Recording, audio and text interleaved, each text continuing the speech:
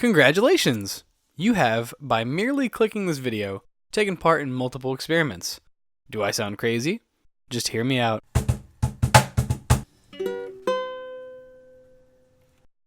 Firstly, take a look at the title of this video. A sincere look. Read every word. Notice anything odd? If you notice that the title of this video is The Many Natures of the Truth, good job. You have, maybe, strengthened something called a schema. What's a schema? Besides being the word of the day, a schema can be defined as a representation of a plan or theory. Think of it as the way in which you look at the world. For example, ever eat Doritos? Schema theory postulates that your memories regarding Doritos prime you to have an expectation towards them. Doritos are red, usually, triangle-shaped, and crunchy. This happens with almost everything. Our basic assumptions as to what clouds look like, how doorknobs feel, and how a cat feels. These are schemas. Think of it. We all look at the world very differently. The preconceived way you look at the world is a schema. Hadouken! It takes time to develop these, years even, though not all take that long. Now, back to those experiments I was talking about. So if you are familiar with frequenting YouTube videos, or if you've ever seen an educational video before, I ask, how often is it that the title is misspelled or messed up? Not very often. You would have to be a dimwit to make such a goof, especially in a pro-social sphere, am I right? Well, bam! That's a schema. You've automatically made a judgment call on my aptitude. Don't feel bad, you hater. Schemas can be, and are often, useful. They streamline our experiences and make going about every day easier. Think about it. What if every time you went to do some arbitrary task, like getting the mail, you actually had to stop and think as to what the mail would feel like, just so you were ready when you finally decided to stop staring at the mailbox and just do it! Yeah, that's not efficient. Now, I'm ready to tell of the other experiment. By now, I think it's safe to say that you have developed a baseline for me. You're familiar with my voice now, editing style, etc. So I ask, am I trustworthy? Do I know what I'm talking about? I won't be offended if you don't think so, it's your right, man. But that's just it. Why would someone be talking with such gusto about schemas if they weren't in at least some way familiar with them, you may be thinking. And that, my friend, is a schema. A preconception as to how things are. And perhaps a fundamental attribution error, but we won't go there just yet. Okay, so whoop-de-doo, you now know or have heard me talk about schemas. Where am I going with this? Well, hold on to your seat because I'm taking a pot shot at the very nature of your existence.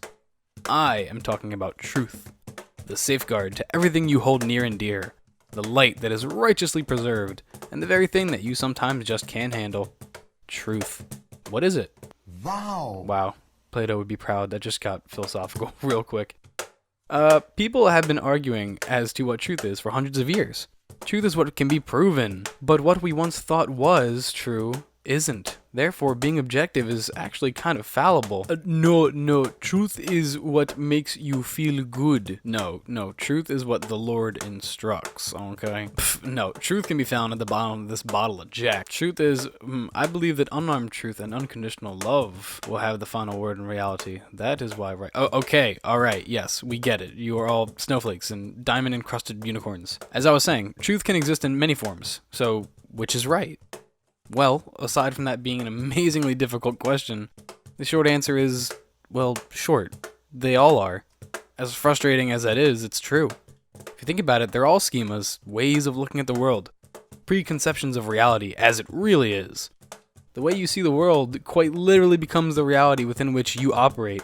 Personally, I like to believe that truth is a bit more objective than whatever the hell I fancy it to be, but whatever. So what does this have to do with reality? Well, think about it. In a strange and totally subjective way, we are all operating on the same Earth, but all hold different views of how it all works. It's like we're a bunch of Skittles that all taste different, but when you toss us together, it's kind of hard to tell the difference. That was a weird analogy. So, why discuss the many faces of truth? Well, think on how many approaches exist in psychology alone. Heck, even philosophy.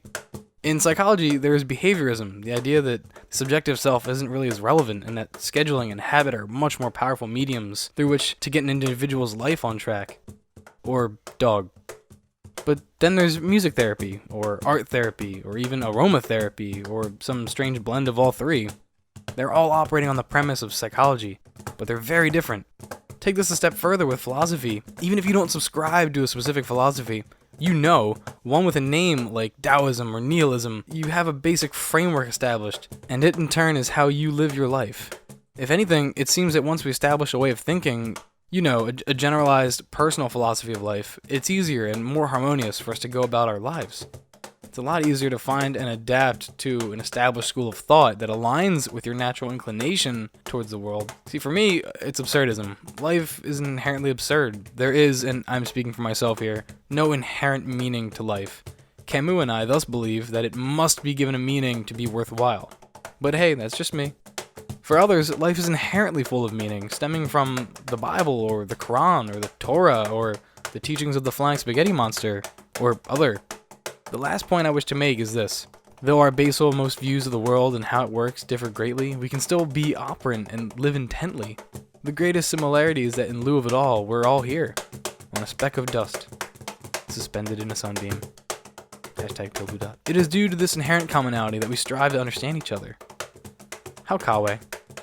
This act of attempting to understand varying subjective experiences and respecting those who hold them is phenomenology, at least in the psych description. We owe it to each other to treat each other as self-determined and worthy of respect, no matter what truths we hold to be self-evident, no matter how delusional they may seem.